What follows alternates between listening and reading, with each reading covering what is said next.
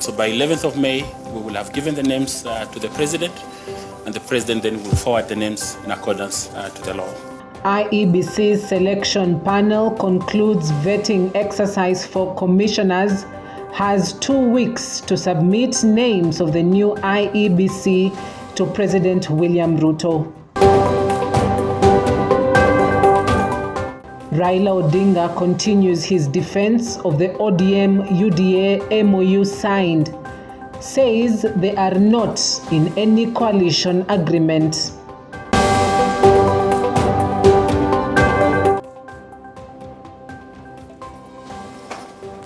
Our sign language interpreter tonight is Laura Omondi. My name is Cynthia Nanjala. EBN Weekend Edition kicks off right now. The selection panel tasked with the appointing of chairperson and 6 commissioners of the Independent Electoral and Boundaries Commission IEBC concluded its interviews today following a month-long vetting exercise. Chaired by Nelson Makanda, the panel completed interviews for the IEBC chairperson position on March 26th, turning its attention to the selection of chairperson and commissioners. The law mandates the selection panel to forward the names of 9 candidates for the commissioner positions, from which the president will appoint only 6, subject to parliamentary vetting and approval. The panel is set to retreat for a week starting April 28th to compile its report, and after then Parliament extended its mandate by 14 days from April 28th to May 12th. Democratic space has opened up for everyone, and we celebrate that democratic space. Anybody can face us and challenge us. They can go to court if they so wish, because Kenya is a democratic country. But as far as we know, we have conducted this process according to the law. We have paid serious fidelity to the requirements of law. And this panel here has a serious advocates of the High Court, members of law society of high repute, and members that are professional, people of high integrity, and we have all conducted this process in the open. You have followed our questions, you have followed the answers of the candidates. You can also follow on the names that we will eventually give to the president to pick a selection of 7 names and forward to the parliament. We were given 90 days by the Act of Parliament. The 90 days expires this Sunday, and so we sought to add some more days, and the parliament graciously gave us 14 more days, which end on 11th of May. And so by 11th of May, we will have given the names to the president, and the president then will forward the names in accordance to the law. We take responsibility for our process, and as we have conducted our process in accordance with the law. We have done interviews publicly. You and us have evaluated the candidates that have come before us, and using that evaluation, the panel will take due diligence in accordance with the Constitution, which requires that we bring people that are competent with regional representation, gender representation, and inclusion matters. So putting all those things, we'll come up with names. And once we have come up with names and forwarded the names to the president, 9 names for members and 2 names for the position of chair, our responsibility ends there. The real work now begins because the whole country has been waiting for this IEBC to be constituted. Remember, there are constituencies, there are wards that do not have representation. As soon as whoever is selected to become part of the electoral agency come in, they now have to sit down and chart the way forward, beginning with conducting by-elections across various parts of the country. Elsewhere, ODM leader Raila Odinga has blown cold water has poured cold water on a coalition between the ruling UDA and ODM party, saying it is an arrangement based on the MOU signed in early March of 2025. The former Prime Minister has also come to the defense of his long-term ally, Siaya Governor James Orengo, over his recent remarks negating the supposed alliance between the two parties. Odinga said Orengo is exercising his democratic right by announcing his stand on the MOU signed. Parliament passes laws, and the executive uses those laws to govern the country. And then the judiciary which interprets the laws. So there's really no collusion between ODM, no collusion between ODM and UDA. But it is an arrangement which is based on an MOU which was signed between us, and it was on open daylight. And there are very clear points in that MOU, 6 or 10 of them, and they are very explicit indeed. That's the reason why I don't see why people are bickering. When Mr. James Orengo talks, he's talking on the basis of an MOU between ODM and UDA. Orengo has not committed any crime. He has got a democratic right to say what you're saying. When Professor Jang Nyong'o speaks about devolution, he is talking the language of ODM. At the same time, Raila Odinga has called for more concerted efforts in implementing devolution, as was the intent of the 2010 Constitution. Odinga criticized the national government for taking up functions meant for devolved units such as health, saying it should be left to county governments. Odinga also insisted that Kera and Kura should be disbanded to allow county governments construct roads. Devolution was the most important feature of this new constitution. Ugatuzi ni muhimu zaidi katika katiba hii ambayo tulitoa Bomas. Ugatuzi. Lakini ugatuzi hajafanya kazi kwa sababu hatujatekeleza kulingana na sheria ambayo iko ndani ya katiba. Devolution has not been implemented the way it should be implemented. That's why the people are not reaping the benefits of devolution.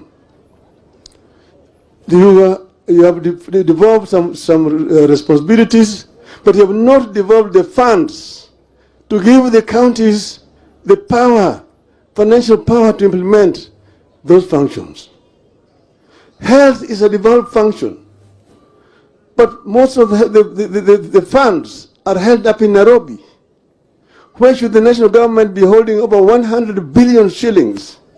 Yet the health function is devolved. That is not should not be the case. The other issue is the issue of infrastructure, roads. I said that I am the one who actually informed Kura, Kera, and Kenha. But that was during the unitary system of government. Now in a devolved system of government, you don't need Kura and Kera.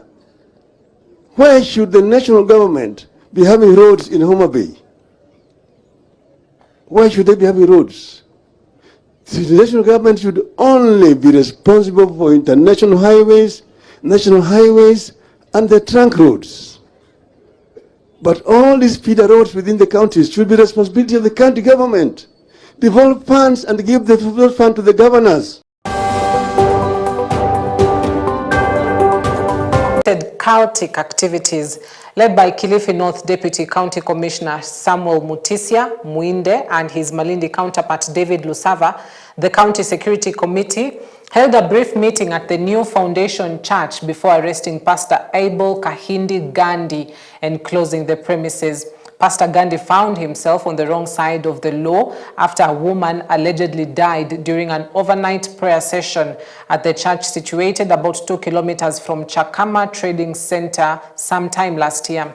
It is also alleged that the pastor uses weird ways of exorcism, including instructing those purportedly possessed by demons to climb a tree of life within the church compound for the demons to be expelled and selling living water to his followers.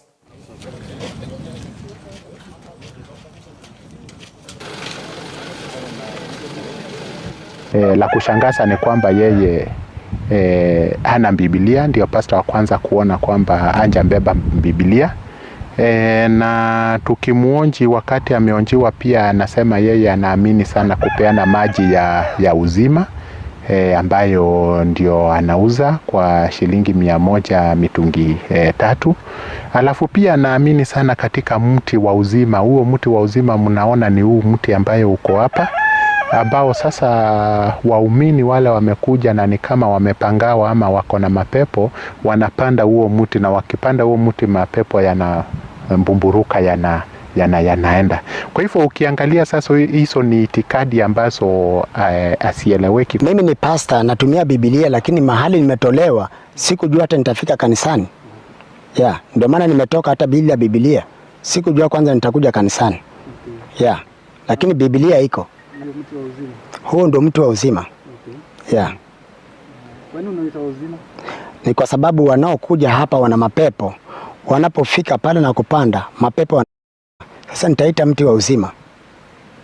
Labda kuna watu wanahudumia hapa ndani, wakati nikiwahudumia hawajapoteza maisha. Sipokuwa kuna mmoja alipokuja hapa, alilala siku ya pili ndio akaga kabla hata sijafika hapa kanisani. Wakati huo nilipokuwa Malindi. Lakini sijahudumia mtu pale pale na akafa pale pale. Tulipopata leo intelligence report, security team wali suru sehemu hiyo, na kulikuwa kuna pastor ana administer water inaitwa maji ya uzima, na kila mmoja analipa shilingi 100 kwa lita moja, na alikuwa na watu 200 kwa hiyo kanisa. Na kwa sababu ya intelligence report yenye ilitoka kwa wananchi na wafanyakazi wa serikali, unaona such a situation imetibuliwa. Hajapoteza maisha. Sipokuwa kuna mmoja alipokuja hapa, alilala siku ya pili ndio akaga kabla hata sijafika hapa kanisani. Wakati huo nilipokuwa Malindi. Lakini sijahudumia mtu pale pale na akafa pale pale. Tulipopata leo intelligence report, security team wali suru sehemu hiyo, na kulikuwa kuna pastor ana administer water inaitwa maji ya uzima, na kila mmoja analipa shilingi 100 kwa lita moja, na alikuwa na watu 200 kwa hiyo kanisa. Na kwa sababu ya intelligence report yenye ilitoka kwa wananchi na wafanyakazi wa serikali, unaona such a situation imetibuliwa.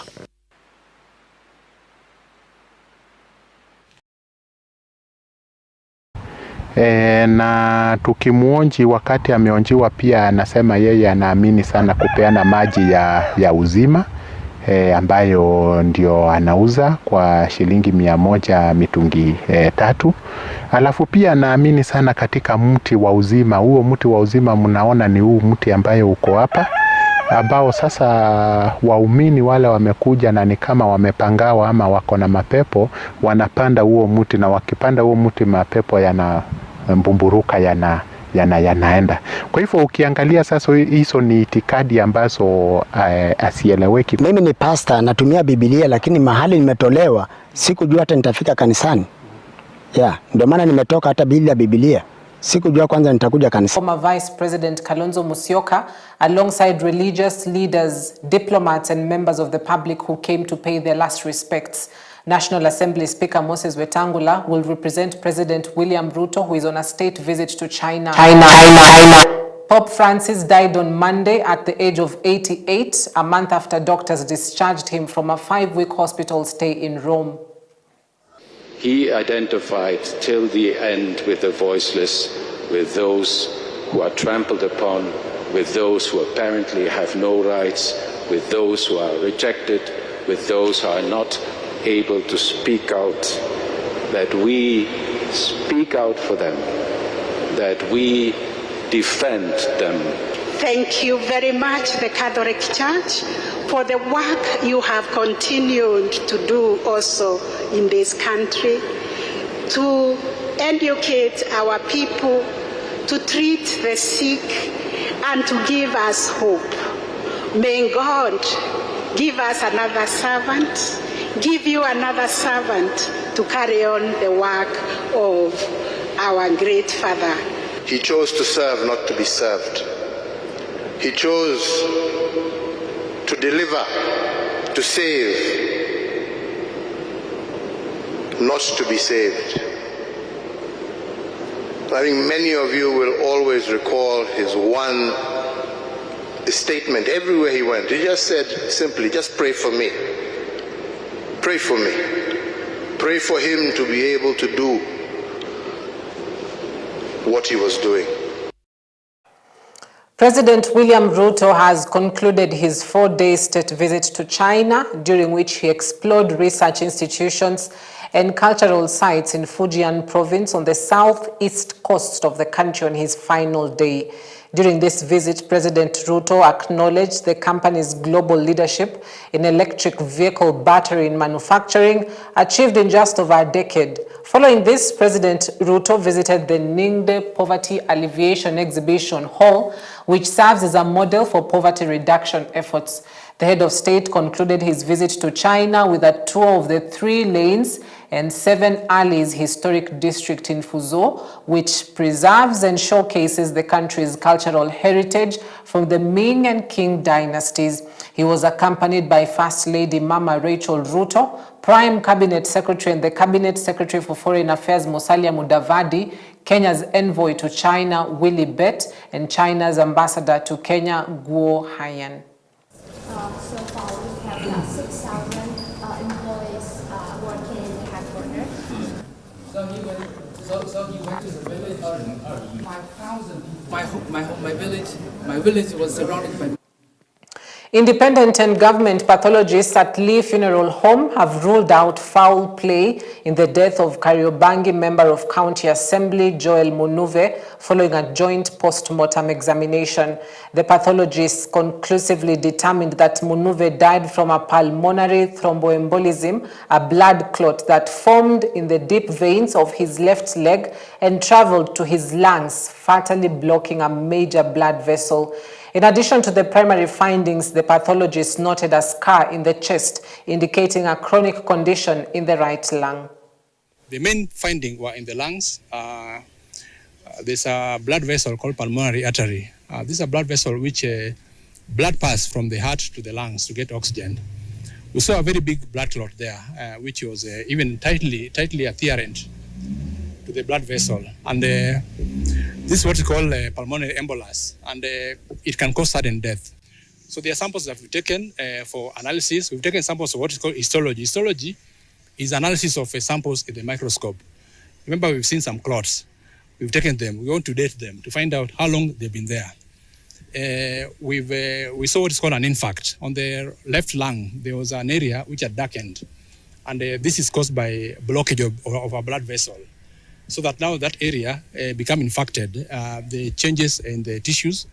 Because of that, we've taken samples also to go analyze microscopically. The Controller of Budget, Dr. Margaret Nyakango, has cautioned governors against the practice of exaggerating on-source revenue projections. Speaking at the annual Institute of Certified Secretaries Conference in Mombasa, Nyakango said that governors place orders based on high amounts while the cash is not there, which becomes a difficulty for them to pay and eventually leads to pending bills, which has become a crisis. Nyakango stated major urban counties as examples of problematic overestimation facing high pending bills. The COB called for greater financial discipline among county governments and raised concerns about overpricing of county projects.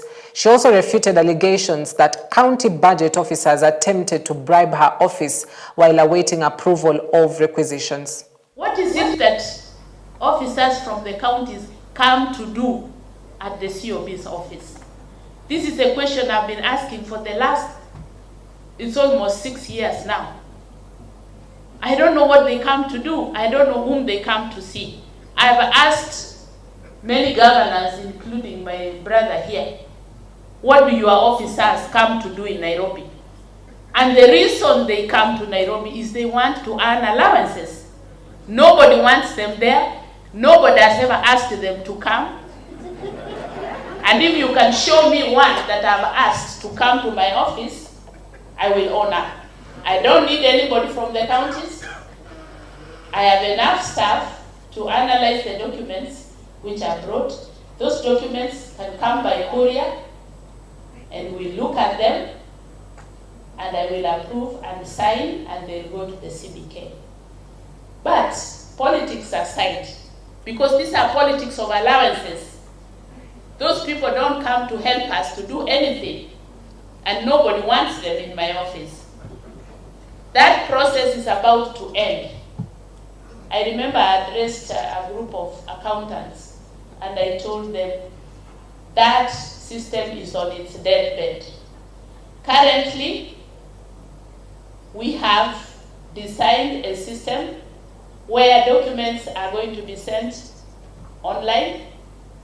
The attachments will just be scanned and sent to us. We will check them online. I will approve online, and all these things will go to the CBK, and the funds will be transferred online. In fact, I'm telling you, within the next financial year, those trips are a thing of the past. The government is in the final stages of revising the national MSME policy, with the 2025 framework poised to significantly enhance credit access for MSMEs and unlock the sector's untapped economic potential. Anthony Njeru, Chief Economist for MSMEs at the State Department of MSME Development, said the new strategy aims to address long-standing barriers, including limited financing, market access challenges, and informal operations that have hindered the growth of micro, small, and medium enterprises in the country. The revised policy seeks to create a more enabling environment to support this growth trajectory. The policy is currently under final stakeholders consultation, with the process expected to conclude by June 30th. One of the challenges that the MSMEs are facing is the credit access. The other challenge is market access. The other issue is formalization of MSMEs, where we find that there are negative perception towards formalization in Kenya. So we want to review this policy so that we can help the sector in terms of growth. We find that most of the MSMEs in Kenya, moving from micro to small to medium, only a small percentage is also to move to grow. So this sector is seeking to address those challenges that are facing MSMEs, so that they are able to participate in economic development, especially job creation, contribution to GDP, and also making sure that we are able to support the economy in terms of exporting goods to other countries. I think if we get it right, we think that as a country, this MSME sector holds a huge potential to contribute significantly to job creation in this country. Kwa sasa tunajua kuna pesa nyingi ziko kwa mashirika tofauti tofauti. Kwa mfano kuna Youth Fund, kuna Uwezo Fund, kuna Hustler Fund, kuna Joint Loans Board. Hizo pesa zote ziko, lakini haziwezi kusaidia vizuri kwa sababu county government hawana control ama hawaizi kusaidia wafanyabiashara wao kuzipata kwa rahisi. County pia nazo zinaweka pesa kwa wafanyabiashara wao kupitia kwa sera zao wenyewe. Kwa mfano kama county government ya Taveta, tunatengeneza mswada na tunahakika ikifika mwezi wa 6 utakuwa umepita, ili tuweke pesa mfanyabiashara mdogo akitaka 10,000, 100,000 anaweza pata kwa urahisi na kwa riba ya chini.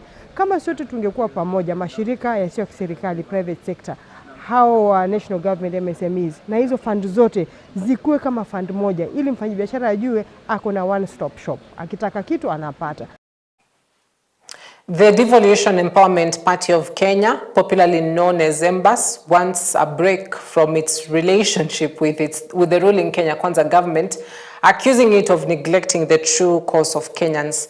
According to the leadership of the party, the focus now turns to grassroots mobilization aimed at reviving the party and gearing towards the Mbeere North parliamentary seat, left vacant with the elevation of Geoffrey Ruku as the cabinet secretary. Speaking at a press conference in Nairobi, the leadership led by Chairman Lenny Kivuti, who served as Embu Senator, Deputy Leader and former Meru Deputy Governor Titus Ntuchu, and former Meru Governor Kiraitu Murungi, who also served as party leader until he got a chairmanship job in government, say they have been sidelined in their dealings with Kenya Kwanza since its inception, and thus they would want to first strengthen the party, then come back as an equal partner in any negotiations.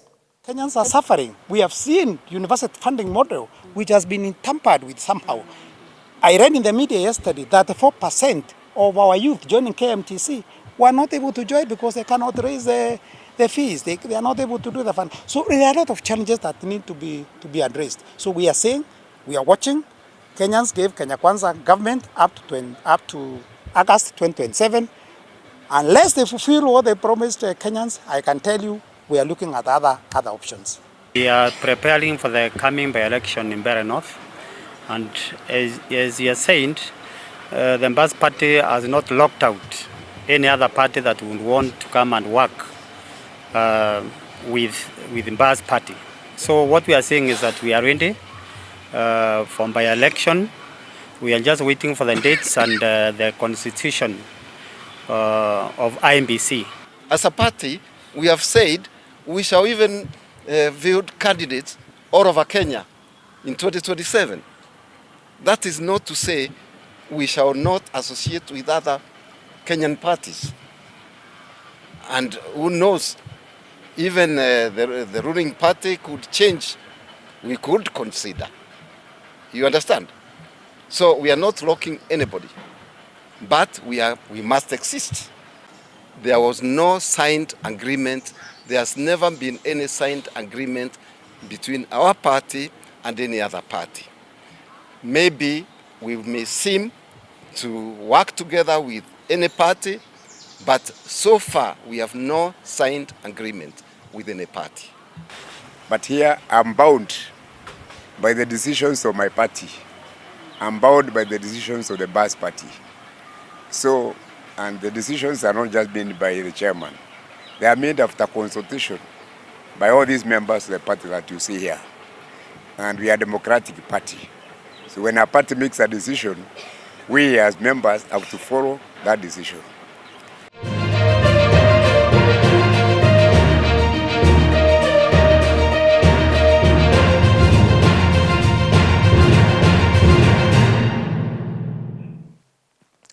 Kayole Starlets FC have made a resounding comeback to the FKF Women's Premier League after clinching the Women's NSL Zone A Championship with a 4-0 humbling of Sunderland Samba FC over the weekend.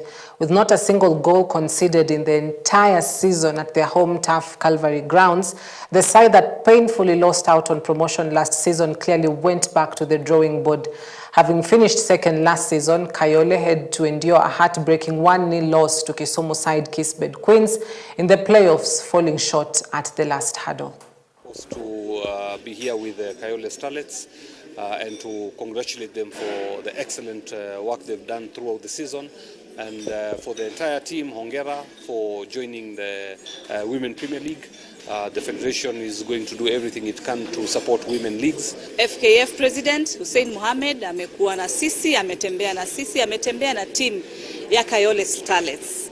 Ametuletea zawadi nyingi, ametuletea uniform, mipira, ametupanga pia financially. Ni jambo ambalo tunashukuru. Ningeshukuru President Hussein na pia tumeshukuru kwa vitu zote zenye mmetuahidi.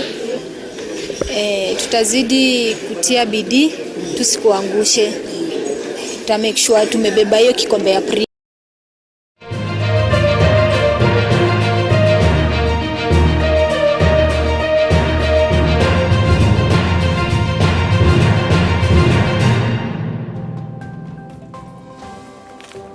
All right, that marks the end of our broadcast tonight. Thank you very much for watching. This is EBN Weekend Edition. And that means it's the end of the week. So we'd love to wish you a fantastic weekend ahead. Our sign language interpreter tonight has been Laura Omondi. My name is Cynthia Nanjala. See you Monday, same time, same place. God bless. Most importantly, stay warm.